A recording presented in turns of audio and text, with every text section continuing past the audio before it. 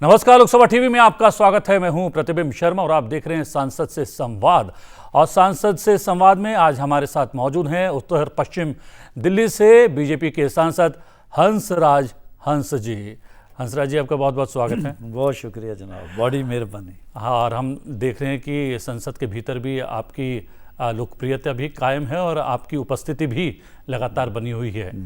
तमाम समय निकाल रहे हैं, बहुत शिद्दत के साथ काम कर रहे हैं। 2 महीने हो गया है आपका कह सकते हैं कि एक सांसद के तौर पर आपके पास। डे 1 से ही जब पार्लियामेंट्री मीटिंग होती है तो साहिब श्री माननीय प्रधानमंत्री साहब ने बहुत अच्छी बात की कि ये बहुत बड़ा विद्यालय है, बल्कि विश्वविद्यालय तो नहीं, विद्यालय है, तो इसमें सीखना है, बैठना है, ऑब्ज़र्व करना है।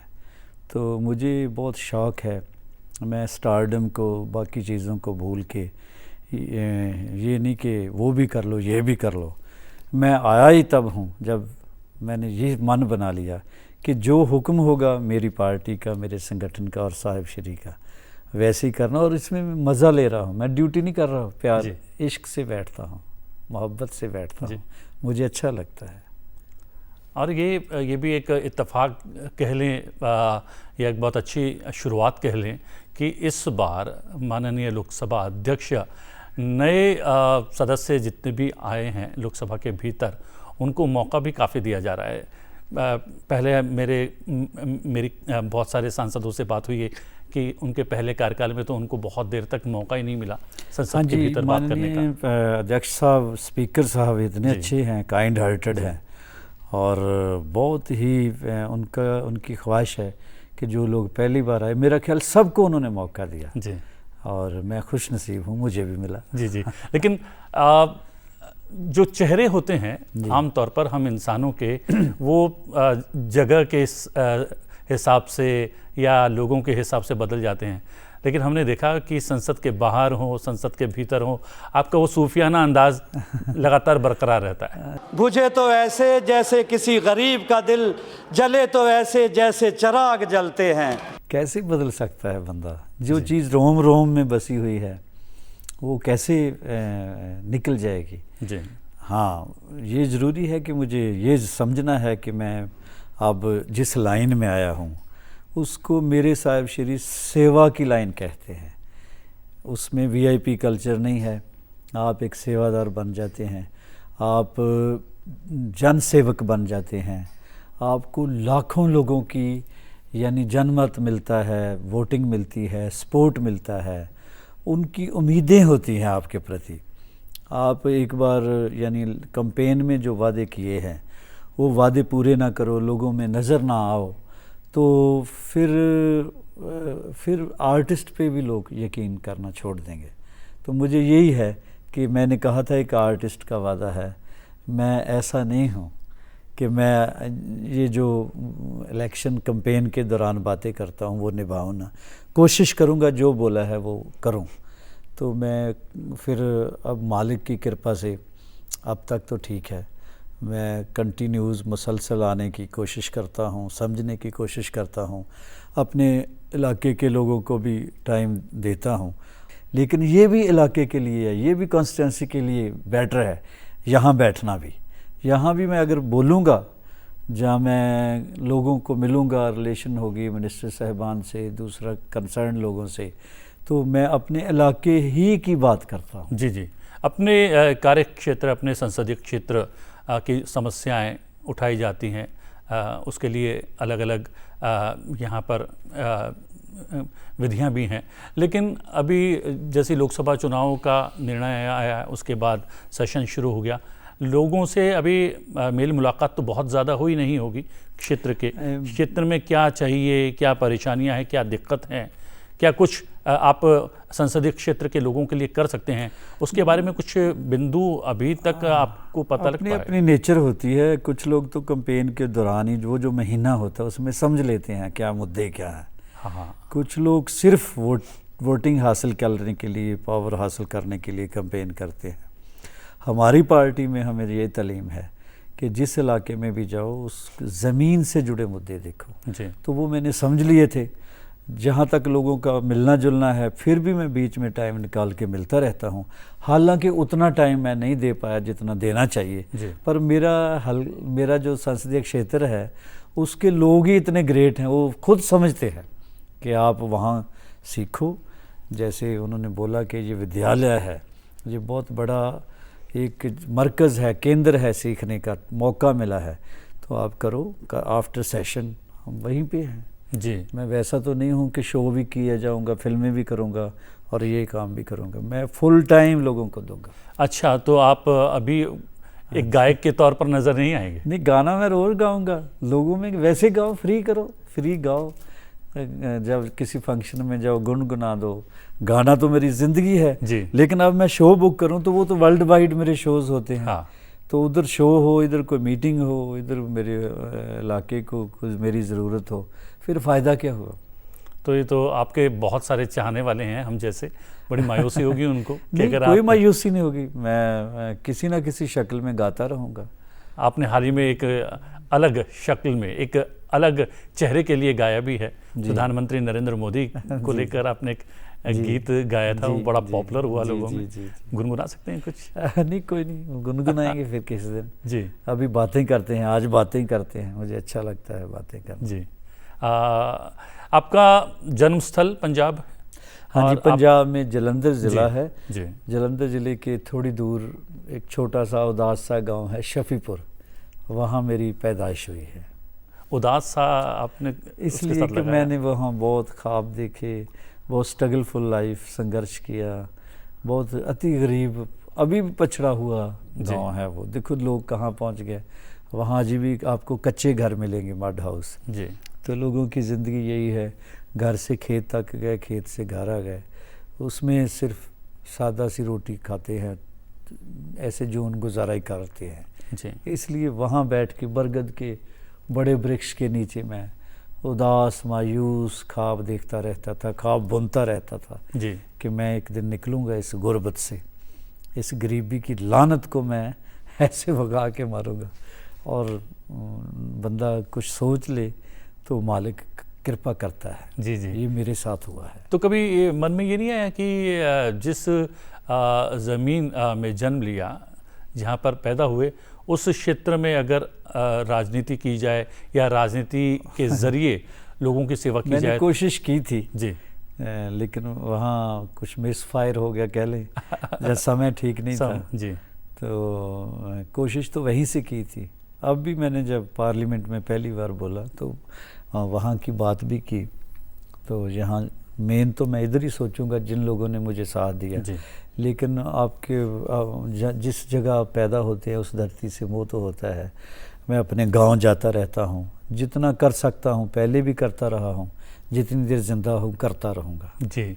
और प्रधानमंत्री ने तो खुद भी कहा है कि आप जिस संसदीय क्षेत्र के प्रतिनिधि हैं, जनप्रतिनिधि हैं, केवल आप वहाँ के ही जनप्रतिनिधि नहीं, हाँ जी, आप पूरे देश के जनप्रतिनिधि हैं। तो जिस जहाँ पर आपका जन्म हुआ, देखो ना कितनी खूबसूरत उन्होंने बात की है। बंदा विद हेजिटेशन जाता था कि ये मेरा क्षेत्र नहीं है, तो अब उन्होंने खुला ये बता दिया कि पूरा देश अपना है, बेशक इधर से चुने गए हो पर उनका भी फिक्र करो। जी। तो पहली बार कब जहन में आया कि राजनीति में भी, राजनीति के ज़रिए भी लोगों की सेवा की जा सकती है या लोगों के नज़दीक पहुंचा जा सकता है? कुछ मेहरबान दोस्त थे, वो भेजते तो कंपेन शम्पेन के लिए थे, मैं प्रचार कर देता था। फिल्म इंडस्ट्री में मेरा काफ़ी गाने वाने आ रहे थे, बॉलीवुड में बहुत अच्छा काम चल रहा था। तो कुछ पॉलिटिशियन थे, कुछ दोस्त थे, मैं कन्विंस हो गया, पॉलिटिक्स में आ गया। बहुत अच्छा तजर्बा मुझे नहीं रहा पॉलिटिशियंस के साथ, ना पॉलिटिक्स मुझे रास आती लगती थी। तो लेकिन फिर एंड ऑफ द डे वो पार्टी मुझे मिली जिसमें मैं पूरी उम्र काट सकता हूँ, वो लीडर मिला जिसके चरणों में मैं सारी उम्र उनके साथ, वो देश के साथ वफा करते हैं, हम उनके साथ वफादार बन के काम करेंगे। तो वो सिर्फ नरेंद्र भाई मोदी साहब हैं, ऐसा एनर्जेटिक शख्सियत, ऐसे IQ वाले, ऐसे विज़न वाले, इतने ऑनेस्ट, जिन्होंने अपने बारे में अपने कुनबे के बारे में, अपनी फैमिली के बारे में कभी बात ही नहीं की। जब बात की देश के बारे में भी की, देश के बारे में ही की, अपने बारे में भी नहीं, अपने परिवार के बारे में भी नहीं। तो बीजेपी ज्वाइन करने से पहले, या फिर कहें कि बीजेपी का उत्तर पश्चिम दिल्ली से लोकसभा उम्मीदवार बनने से पहले आपकी मुलाकात हुई प्रधानमंत्री से? किस तरीके की मुलाकात हुई? बहुत साल पहले मैं ज्वाइन कर गया था जी। माननीय अमित शाह साहब ने ज्वाइन कराया था, मुलाकात भी होती रहती थी। जब अर्थक्वेक आया था ना गुजरात में, उस वक्त मैंने फंड रेजिंग भी की थी। अच्छा। अमेरिका जाके की थी। अच्छा। उस वक्त क्लिंटन साहब, बिल क्लिंटन साहब थे प्रेसिडेंट, मेरा ख्याल $2.5 मिलियन इकट्ठा करके लाए थे। तो मैं अकेले गया था इधर से, इंडिया से। जी। तो उस वक्त का उनके ज़हन में था मेहरबानी उनकी, वो याद रखते हैं, वरना मुझे तो यही तजर्बा है, लोग भूल जाते हैं। तो मैं भी यही कहता था, भूल जाना तो रस्म दुनिया है, तूने कौन सा कमाल किया। तो साहब श्री को तो ये भी पता होता है कि ये शख्स उस वक्त वेट कितना था, कैसा लगता था, बहुत याददाश्त कमाल है। अच्छा। तो फिर ऐसा लीडर हमें चाहिए था, ऐसी पार्टी ही चाहिए थी। जब से मैं आया हूँ मैं बड़ा सुकून में हूँ।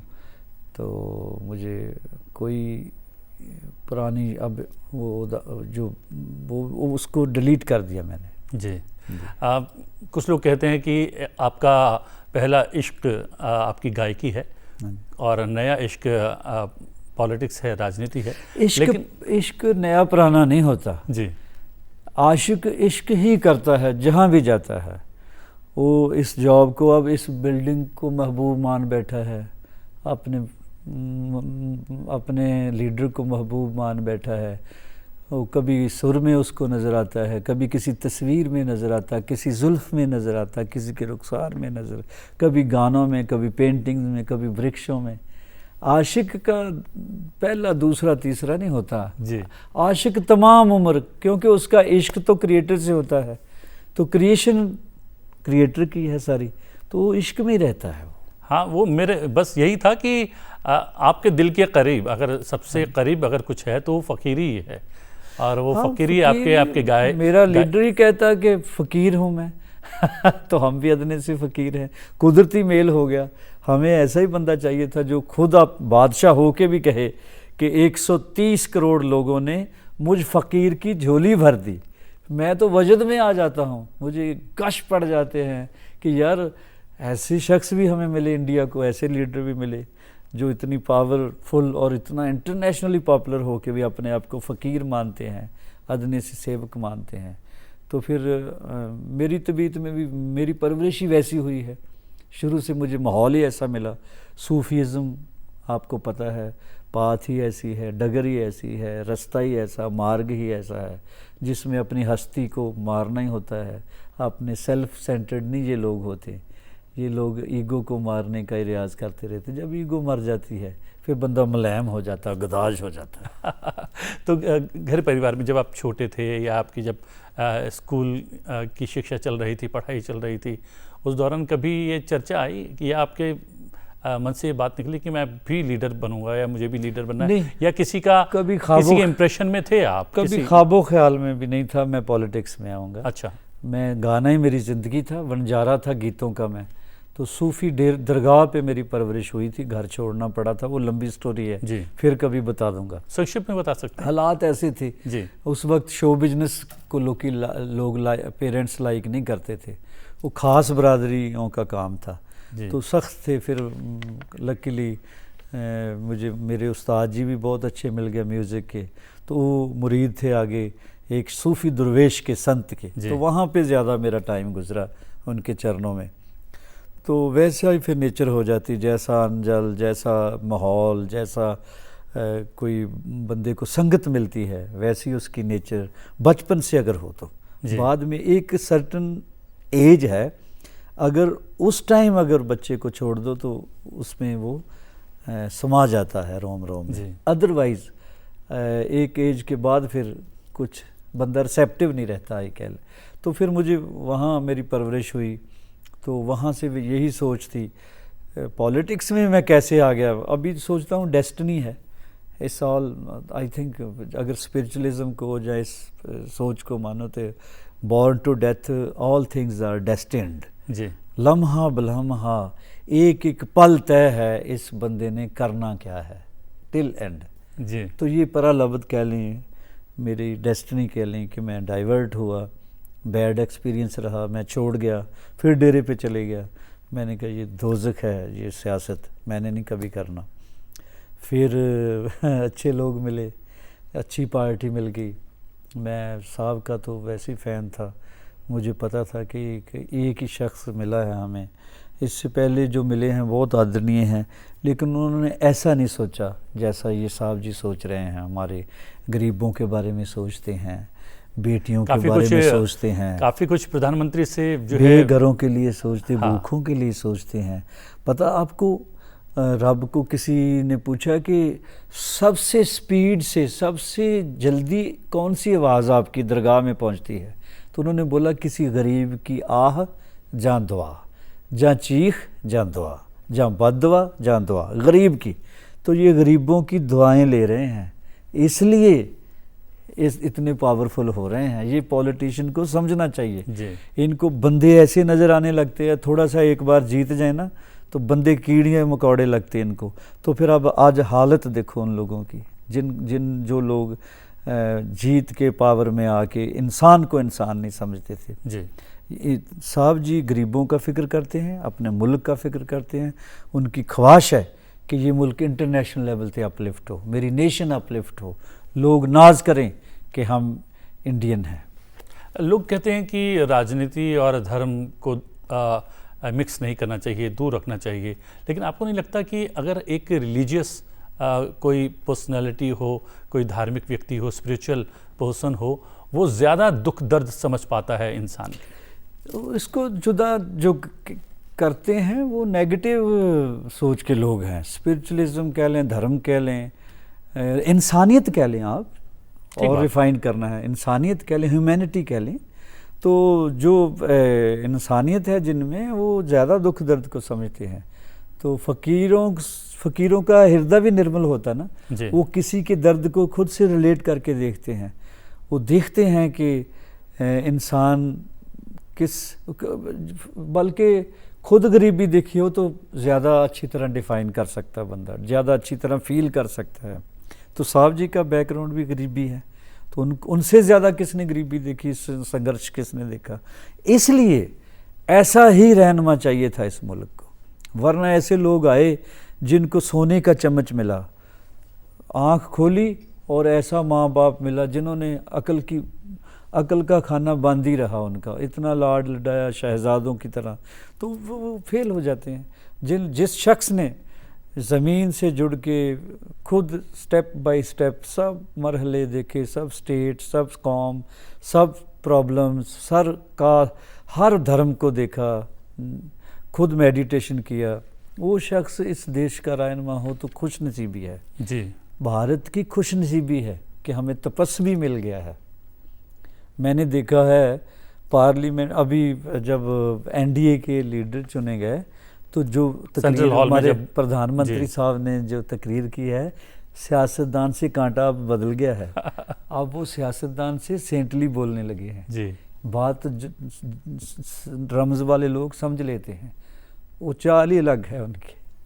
जी, लेकिन अभी एक राजनीतिज्ञ के तौर पर, एक सांसद, एक जनप्रतिनिधि के तौर पर कोई अब गोल सेट किया है कि मुझे यहाँ तक तो पहुँचना है, या ये काम तो ज़रूर पूरे करने? जो वादा किया है मैंने, मेरे इलाके में कराड़ी एक एरिया है, मेरे सारे इलाके में, यानी उस क्षेत्र में अनऑथोराइज कॉलोनी का बहुत मामला है।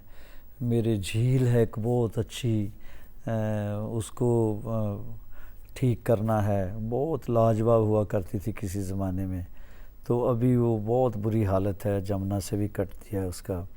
तो बहुत सारे काम, बहुत सारे वादे पूरे करने हैं 5 साल में मुझे। वैसे तो जनप्रतिनिधियों से सबकी अपेक्षा होती ही है, आकांक्षा भी होती है, लेकिन अगर जनप्रतिनिधि सत्ताधारी दल से संबंध रखता हो तो अपेक्षाएं क्या ज़्यादा बढ़ जाती हैं? हाँ जी, लोगों की? बिल्कुल लोगों की बढ़ जाती हैं, लेकिन लोग आजकल समझदार हैं, उनको पता है जितना कर सकता था उससे ज़्यादा इस बंदे ने कोशिश की। अगर आप जाओ ही ना, मिलो ही ना, गुम ही हो जाओ, तो फिर लोग माफ़ नहीं करते, फिर 5 साल बाद बताते हैं भाई जी। फिर उस दिन से डरना चाहिए कि 5 साल बाद जब आप लोगों की कचहरी में जाओगे तो आपको क्या क्या सुनने को मिलेगा। जी, हमने जैसा भी जिक्र किया कि आप सदन के भीतर भी आपकी उपस्थिति लगातार बनी हुई लगातार है और मैं मौका छुट्टी मिलने नहीं पर करता आपने जी। मैं वीकेंड पे एक बार गया था माता जी को, माँ जी। को मिलने, तो इस वीकेंड पे गया था, उर्स था बाबा जी का, जहाँ जी। मेरी परवरिश हुई, नकोदर शहर है जी। जलंधर के।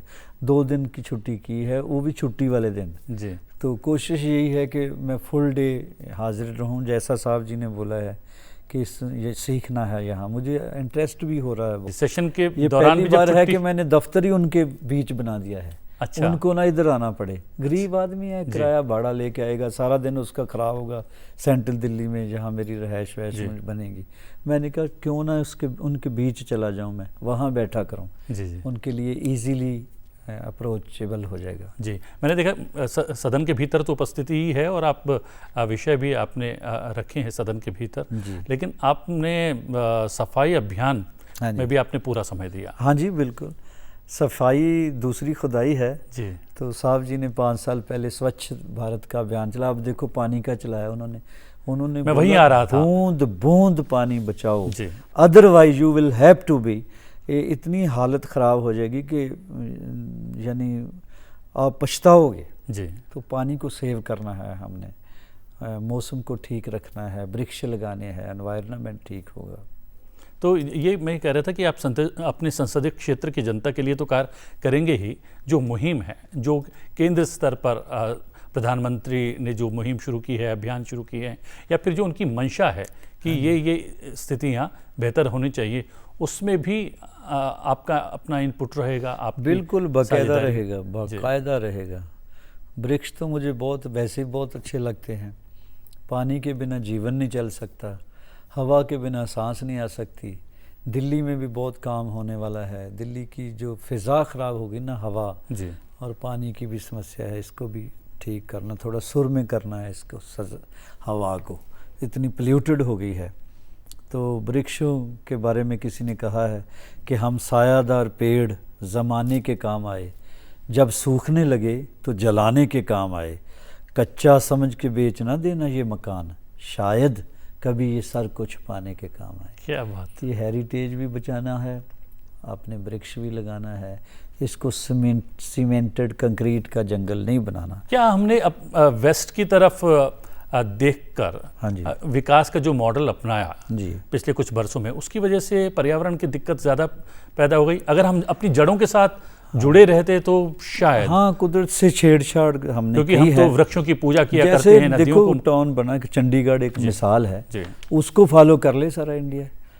रेशो रखनी चाहिए, जी। इतना कंस्ट्रक्टेड एरिया, इतना ग्रीन, जी। तो अब अपने आप जन्नत बन जाएगा।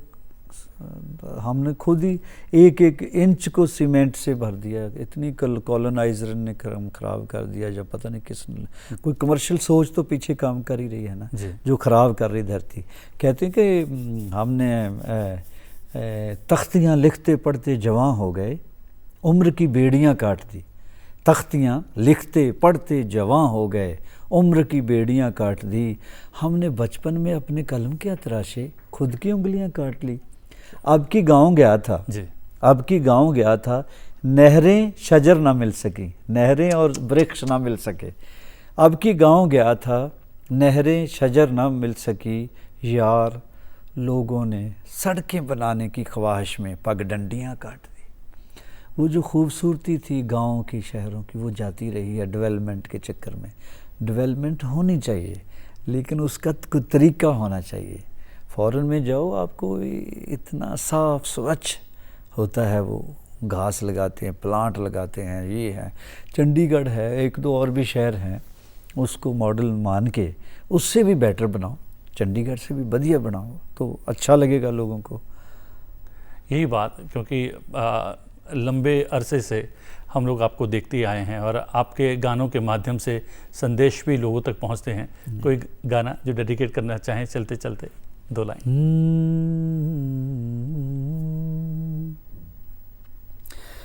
मेरा देश मेरी तकदीर भी, मेरा देश मेरी तकदीर भी है, जो मैं रांझा हूँ तो ये हीर भी है।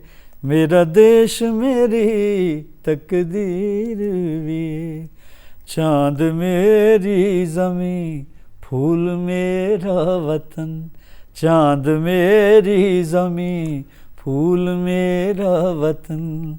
ये देश है वीर जवानों का, अलबेलों का, मस्तानों का। इस देश का यारो, इस देश का यारो क्या कहना, ये देश है दुनिया, ये देश है दुनिया का गहना। क्या बात है, आप हमारे स्टूडियो आए, बहुत बहुत धन्यवाद। और आप जिस भाव से राजनीति में आए हैं या फिर जनप्रतिनिधि बने हैं, वो भाव आपके फलीभूत हों, आप लोगों की सेवा कर पाएँ। मैं भी थोड़ा प्रतिबिंब बन जाऊँ इंसानियत का। आप दुआ कीजिए प्रतिबिंब साहब। आपने याद किया लोकसभा टीवी के लिए, राज्यसभा टीवी के लिए हम हर वक्त हाजिर हैं। जब आप याद फरमाएंगे हाजिर हो जाए करेंगे। आप ही का चैनल है। थैंक यू वेरी मच, धन्यवाद। धन्यवाद। जी हाँ, हंसराज हंस जी उत्तर पश्चिम दिल्ली से बीजेपी के सांसद। और सांसद से संवाद में आज के लिए इतना ही। सांसद से संवाद में आपसे फिर भेंट होगी एक नए सांसद के साथ। तब तक मुझे आज्ञा दीजिए, लेकिन देखते रहिए लोकसभा टीवी। नमस्कार।